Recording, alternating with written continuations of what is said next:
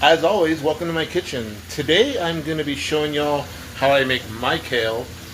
And I mean, everybody has their own recipe, but this is the way I eat it and that's the way I like it. We're having steaks today. I figured I'd do some kale on the side.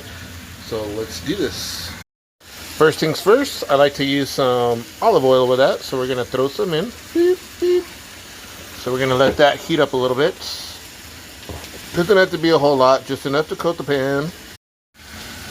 I like to cheat and I just buy my kale chopped already. You can buy the fresh kale that's on the shelf, chop it up yourself. Chop it up into small little bits like that and you should be good. Once your oil's a little hot, start throwing in your kale. There it goes. Pop in. Might be a little too hot. That's alright, we'll turn it down.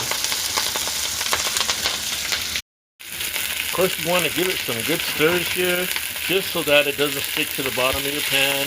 Get all that oil soaked up into everything. I went ahead and turned the heat down, so it's at about a medium heat now. I'm going to go ahead and hit that with some kosher salts. I'm going to hit that with the kosher salts. Here we go. Oh yeah. The next thing I like to add is a little bit of pepper. So we're just going to add some pepper to that. Oh yeah, we're going to coat that with some good pepper. The last thing I do is I'm going to add some water. Just a little bit. Cover the pan. And we're going to let that sit for about 2 to 3 minutes and then we'll stir it and that will be it. And if you want to give it a little more flavor, you can always add garlic powder, onion powder, you know, the usual stuff that everybody adds.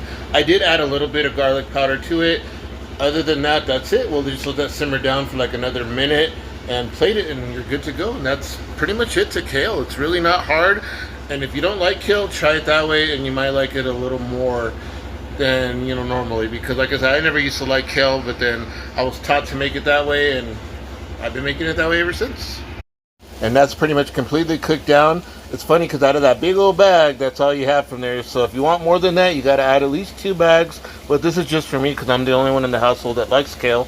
So that'll be plenty for me. But if you're making for a lot of people, probably 3 or 4 bags would probably do it. And voila, there is your side dish of kale.